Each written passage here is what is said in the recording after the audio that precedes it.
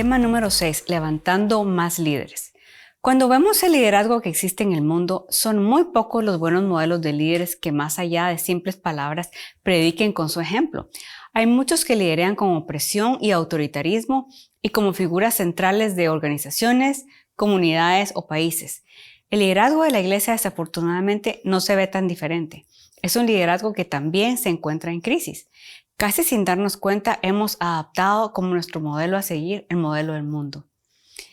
En las iglesias se adoptan modelos en donde el líder está al centro, la figura central, casi en un pedestal, y se utilizan modelos autoritarios, enfocados en estructuras jerárquicas de poder, con poco o nada de espacio para levantar a otros o para que los miembros de la propia congregación surjan como líderes. Hemos olvidado totalmente el primer y más importante modelo de liderazgo que deberíamos de seguir: Jesús. Jesús es el mejor líder que ha existido jamás. Él vino a mostrarnos lo que es ser un verdadero líder, con su modelo radical del líder sirviente. ¿Has escuchado ese modelo?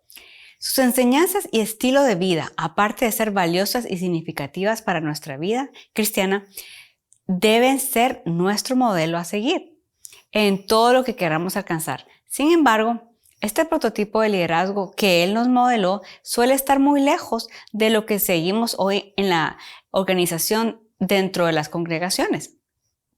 Jesús cambia radicalmente nuestro concepto de poder, autoridad y estatus. Cuando los discípulos discutían acerca de quién sería el más grande, ¿se recuerdan eso?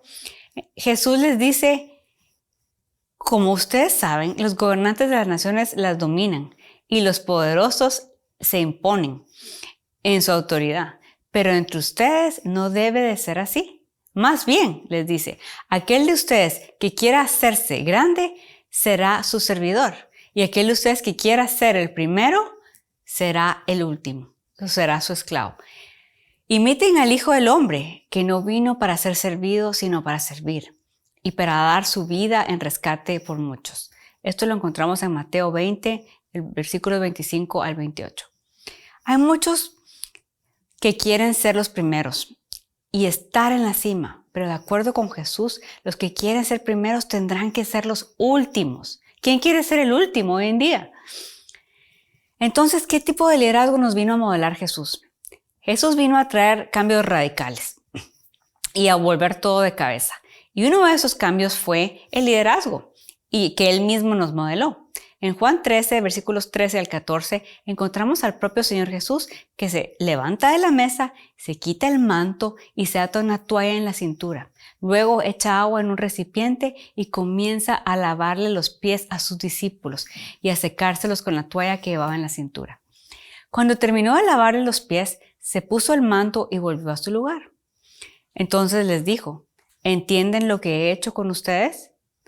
Ustedes me llaman maestro y señor y dicen bien, porque lo soy. Pues sí, yo, el Señor y el maestro, les he lavado los pies a ustedes, también ustedes deben de lavarse los pies los unos a los otros. No les dice: ustedes me tienen que lavar los pies a mí, sino que lávense los pies los unos a los otros. Entonces, ¿qué lecciones aprendemos del liderazgo de Jesús en este pasaje? Primero que nada, esto representa la vida entera y liderazgo de Jesús. Lo que Jesús hizo esa noche al lavar los pies a los discípulos claramente muestra su actitud total, que se hizo hombre. Puso a un lado su gloria y sus privilegios como rey e hijo de Dios. Él lavó los pies de sus discípulos, esos pies tan sucios y malolientes después de caminar todo el día en la tierra y bajo el sol. La labor de lavar los pies era una labor propia de los sirvientes, de los que ocupaban el puesto más bajo en la escala social, y era el acto más denigrante. Y esto no fue el único acto denigrante en la vida de Jesús. Recordemos también que Él no tuvo una muerte cualquiera, sino una muerte en la cruz, como si fuera un gran criminal. Veamos a Jesús despojándose de su túnica y a la vez de todo trazo de realeza y privilegio, poniéndose de rodillas y limpiando los pies sucios de aquellos a los que Él había llamado para que le siguieran, como un símbolo perfecto de su vida misma y de su liderazgo. Segundo, Jesús revela su perspectiva en cuanto al poder. Pedro, como muchos de los seguidores de Jesús, quería que Jesús encajara en las ideas de realeza y privilegio en donde el líder debía ser exaltado. Al lavarle los pies a sus discípulos, Jesús desmanteló el concepto de posición, poder y orden de jerarquía. Jesús vino a poner de cabeza ese orden y nos reveló que, aunque es Dios, deja su trono y se entrega al servicio. Justo antes de llegar a Jerusalén esa semana, Jesús les dijo a sus discípulos: porque el Hijo del Hombre no vino para ser servido, sino para servir y para dar su vida en rescate por muchos. Esto lo encontramos en Marcos 10:45. En esta declaración Jesús da vuelta a todo. Nos enseña que servimos a Dios al servir a otros. Después de lavarle los pies, Jesús les dijo a sus discípulos: ¿entienden lo que he hecho con ustedes? Ustedes me llaman maestro y señor y dicen bien porque lo soy. Pues sí, yo soy el Señor y maestro. Yo les he lavado a ustedes los pies, entonces ahora ustedes vayan y laven los pies los unos a los otros. Esto lo encontramos en Juan 13:12-14. Miren qué declaración tan profunda. Jesús no les pide a cambio, como les decía, ahora lávenme los pies a mí, ¿verdad? Les dice, ahora vayan y encárguense los unos de los otros, sírvanse los unos a los otros, que se sirvan y que se laven los pies los unos a los otros. Y ahí estamos tú y yo, estamos todos. La manera de servirnos es lavarnos los pies los unos a los otros. Esto es muy profundo, porque significa que vamos a amar y a confiar en otros para empoderarlos con la información, con la autoridad y los recursos, así como también al darles responsabilidades para que lleguen a ser lo mejor que pueden ser. Esto significa que, aunque fracasen, los alentaremos nuevamente para que se vuelvan a arriesgar. Este es el tipo de liderazgo que nos modeló Jesús y nos muestra que no necesitamos ser la fuente de toda buena idea, pero que juntos descubriremos la visión, trabajando juntos, alentándonos y ayudándonos los unos con los otros. Esto incluye crear una atmósfera en la que las personas expresen y defiendan su pasión y traten a cada uno con el entendimiento sagrado de que son creados de una manera única a la imagen de nuestro Creador y no de la nuestra. Este liderazgo nos motiva a alentar a las personas para que tomen decisiones y busquen sus sueños y propósitos que Dios les ha dado y que celebremos sus logros. Y lo más importante que este liderazgo nos refleja es que debemos servir a aquellos que lideramos. Y no para que ellos nos sirvan a nosotros de regreso, sino para que ellos vayan y a su vez sirvan a otros. He aquí el meollo del asunto. El liderazgo no debe girar alrededor de nosotros, sino debe producir una dinámica que empodere y levante a otros. El líder sirviente. Ese es el tipo de liderazgo que nos modeló Jesús. Es un tipo tan raro, este tipo de liderazgo, y se conoce como el liderazgo servicial. Aquí el líder comprende que el liderazgo consiste en ayudar a los demás a alcanzar sus sueños, metas y propósitos. A primera vista no podemos entender cómo dos conceptos que son aparentemente contradictorios vayan juntos, ¿verdad? ¿Cómo puede ser que un líder que es considerado una autoridad máxima pueda ser a la vez sirviente, que no es autoridad y está hasta abajo? Siguiendo el modelo de Jesús y sus enseñanzas, vemos que sí es posible y que Él nos ha modelado ya ese liderazgo. ¿Cómo logramos entonces este tipo de liderazgo? Primero, estableciendo relaciones genuinas con las personas. Para esto no existe receta. Simplemente se trata de caminar con las personas, compartir y demostrar un interés genuino con ellas y por su bienestar. Esto se traslada en la práctica en invertir tiempo para conocerlos, ayudarlos con sus necesidades y problemas, alentarlos a perseguir sus metas y propósitos, a usar los dones y talentos. Esto crea confianza, pues uno percibe que la persona se interesa en su bienestar y se siente querido.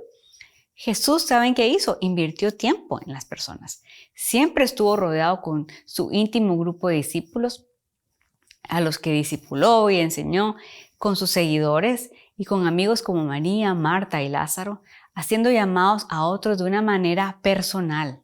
en conversaciones individuales e íntimas, aprovechando cada encuentro, siempre socializando, viajando y comiendo con otros, como por ejemplo, a Pedro lo invita a ser pescador de hombres. Lo llama y le dice, ven conmigo, ven a ser pescador de hombres. A la mujer samaritana con la que conversa personal e íntimamente, se preocupa por ella, le invierte tiempo en conversaciones nocturnas respondiendo las preguntas que, por ejemplo, turbaban a Nicodemo, que era uno de los fariseos que luego se convirtió al cristianismo. Con Zaqueo, el recolector de impuestos que tenía una pésima reputación, era muy mal visto en la sociedad. Y Jesús viene y le dice, Zaqueo, quiero ir a tu casa, y se sienta con él a comer en la mesa y transforma la vida de Zaqueo. Activando la influencia y no el poder coercitivo es algo que tenemos que usar, que es lo que Jesús nos demuestra, que el liderazgo se activa por la influencia, no por la coerción. Jesús no ejercía poder jerárquico sobre los que lideraba. Todos estaban libres para seguirlo o dejarlo y rechazar su invitación. Y lo mismo ocurre hoy. Dios nos creó a todos con libertad de escoger, con libre albedrío.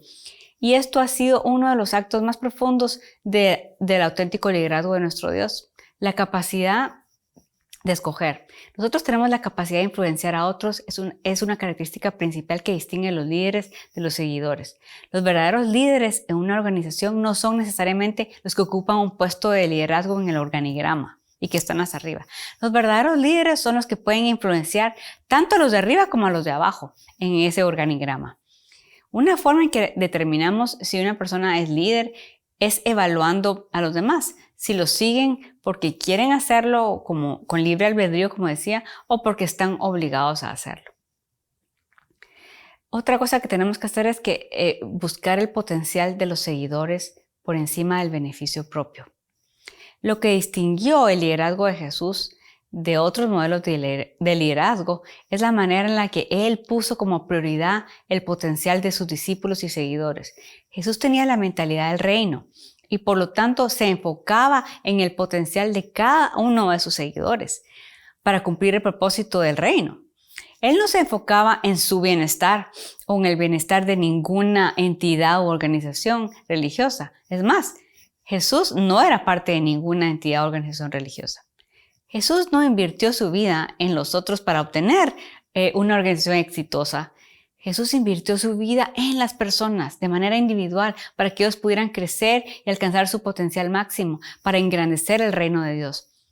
Durante los 3 años de su ministerio, levantó a sus discípulos que fueron transformados para alcanzar su máximo potencial.